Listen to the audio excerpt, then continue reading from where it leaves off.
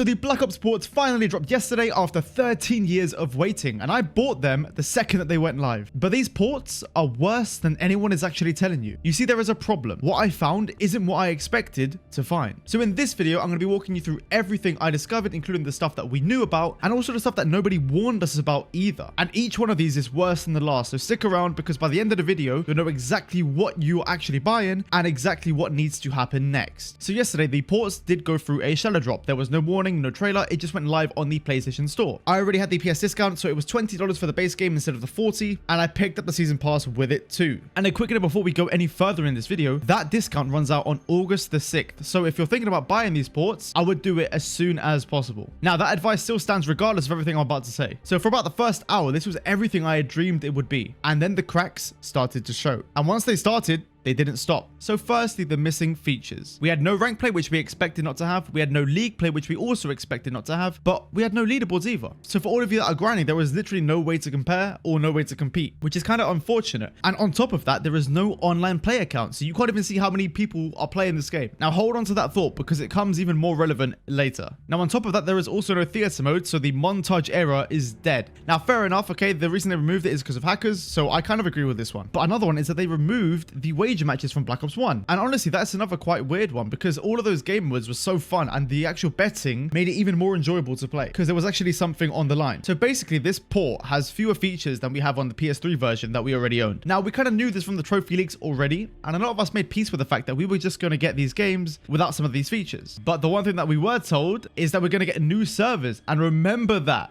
Write it down because I'm going to come back to it and you're not going to be happy about it. Okay, into the actual game. And the first thing that hits you is the resolution. The game is still running at 720p. 720p in 2026 on a PS5. Let me put it into perspective for you. The PS5 is a console that can play up to 4K, 120 frames. Your phone has a higher resolution than these ports output. The opening cutscene of BO1 and BO2 are just genuinely blurry. It's like watching a YouTube video on hotel Wi-Fi. And there's no excuse for that. Now, I've defended the frame rate lock before because there is a real technical argument about old engines and physics and all of those things, so fine, I accept that. But a resolution bump is like the most basic bare minimum that a port could give us. Like even budget indie studios do it routinely. And this is Activision, the biggest publisher on the planet. And they could not be bothered to make a game that doesn't look like soup on a modern display. And here's a weird detail that makes it even stranger. The file sizes. These ports are 22 and 30 gigabytes. They are significantly bigger than the PS3 originals. So what is up with that? Why are the files bigger, but there is no visual improvement? Where is all of that extra size actually going? It's not resolution, it's not texture, it's not frame rate. So something about how these ports were packaged doesn't really add up. But okay, ugly resolution, you can squint past it. Fine, the gameplay is still perfect. The shooting your gun feels like magic. And you know what? The game is still actually great.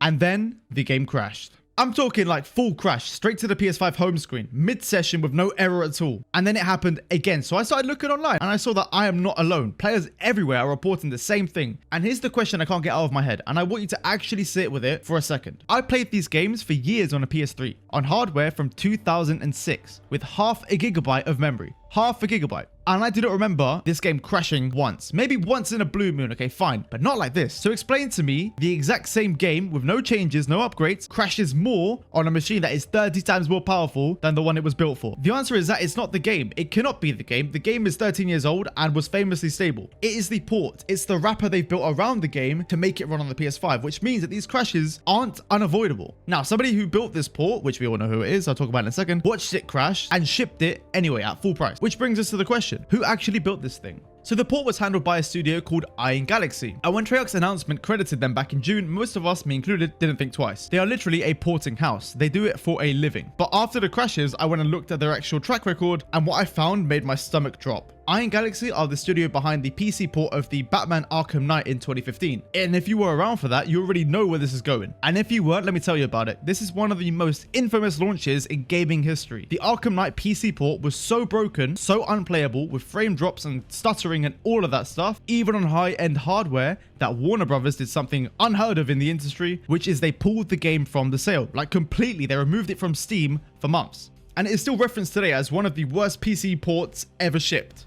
And that's who Activision handed two of the most beloved games in franchise history to. And suddenly it all makes sense. The 720p makes sense, the crashes make sense, the weird file sizes make sense. Now, I want to be fair for a second because that's what I do on this channel. Studios can improve, people move on, teams change, and I and Galaxy have shipped decent ports since then. But when your launch has this many technical red flags and your history includes that, you don't get the benefit of the doubt anymore. You get scrutiny, and it was under the scrutiny that I found the big one. So let me remind you what we were told before the launch. So every single channel that I saw commenting on these ports said that we were going to get new servers on a modern infrastructure, not the ancient peer-to-peer setup that we originally got on the PS3. And that promise was doing a lot of heavy lifting in the community's hype. It was honestly the answer to every single concern. Worried about hackers? New servers. Worried about lag? New servers. Worried about longevity? New servers. So there I am in a multiplayer match when the game freezes and a message pops up on my screen. Host migration? Host migration. And at this point, my heart was sinking. And I'll explain what those two words mean, because they are the single most important discovery about this entire launch. Host migration exists in peer-to-peer systems. It means that there is no server, there is one person's console that is hosting this match. And when that player leaves, the game freezes while it scrambles to hand host to a different person's console. That is 19-year-old networking technology. Dedicated servers don't migrate hosts because they have a host machine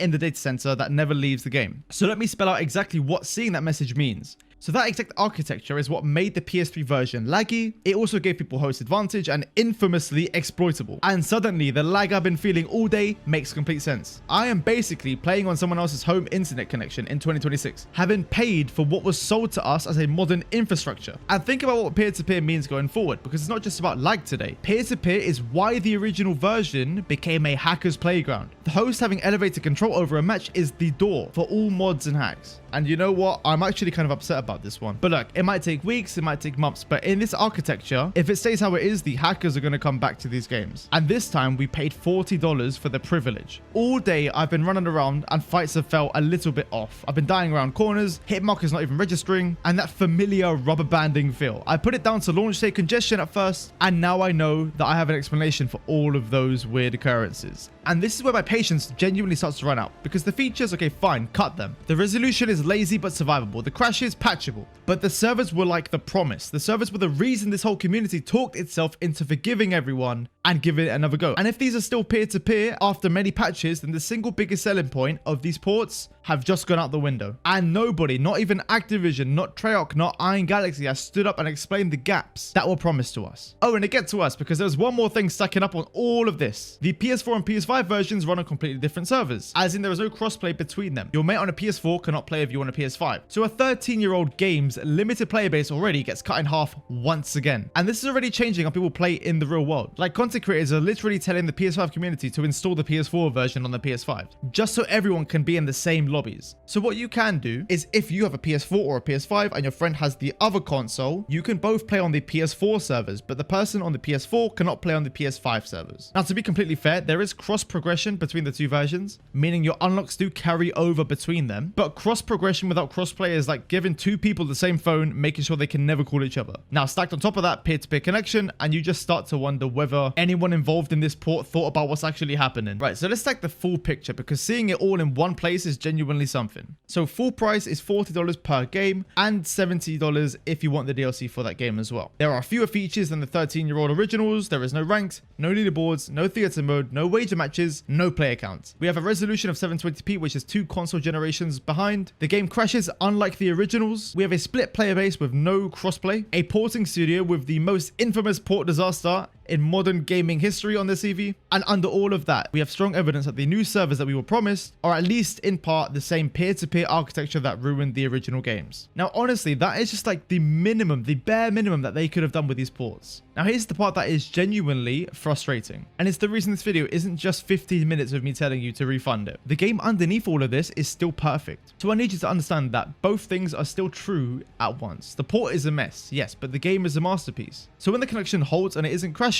Black Ops 2 in 2026 is still better than anything this franchise has released in the last decade. We still got the Pick 10 system, the maps are still the best design they've ever been, the gunplay is still crisp in a way that modern COD has never recreated. That's exactly what makes this port so offensive. It's not that they ruined a bad game, it's that they were handed something so perfect Something that people begged for an entire generation, and it got treated like it was a budget wrapper at a premium price, not to mention, and a server downgrade hidden behind all that marketing. The game deserves the Master Chief Collection treatment. So where do we go from here? So here's what actually needs to happen and what you can do. So Activision and Iron Galaxy need to patch this, like urgently, and actually communicate. Fix the crashes, address the resolution, even a simple bump would just transform it. I'm talking like 1080p. And most importantly, come out and explain the server situation, because right now, the silence is doing enormous damage, even if there are dedicated servers in some game modes and peer-to-peer in others. Now, if there is an update that is planned, please give us a date. The Arkham Knight situation eventually got fixed, and it got fixed because of the backlash being so loud. So that's the template, and this community knows how to be loud. We know all of this. We spent decades being loud enough for them to actually bring these games back. So please make the noise, not toxic noise, but useful noise. A way that you could do that is report your crashes through the actual PlayStation and Activision support channels, because those reports actually get counted. Talk about the host migration publicity and post your clips as proof of that happening, because the issue is, if it is underreported right now, things will not change. And on the buying advice, my position has updated since the launch. If you have PS Plus, the discount is still genuinely worth it. $20 for the game, I think it's still fair value. And that deal still ends on the 6th of August, so make sure if you are interested, you get it before then. But at full price in the current technical state, I would still say no. Wait for the patches, wait for the servers, wait for a sale, but do not reward this version of the product at that price. So that is the honest launch review. And to be honest, I know it's not the one that people wanted me to make, and it's honestly not one that I wanted to make myself. But the game of my childhood and all of our childhoods has arrived this week, but it arrived in worse shape than ever before, and no one is admitting it. But look, I'm still playing it. I'm still going to be covering it. I'm going to do class setups, zombies, all of that stuff, because underneath all of this mess, it is still the best game this franchise has ever made. And I've waited far too long to walk away now. So I'll be covering the fixes or the lack of them just as loudly as I covered the hype. So let me know in the comments, what kind of content would you like to see? I'm talking class setups, zombie gameplay, or even just me talking over some clips. And also, please let me know if you have seen any crashes or if you've got any host migration yourself, because the more people that confirm it, the harder it becomes to ignore. And if you think I'm being too harsh, like, tell me that too, because I genuinely read everything. And I would love nothing more to be proven wrong about where this is heading. So subscribe for the follow-ups, because this story is not finished. And one more thing, do not forget this. Jesus is king. He is the one and only savior. So repent and believe in the gospel. I will see you in the next one.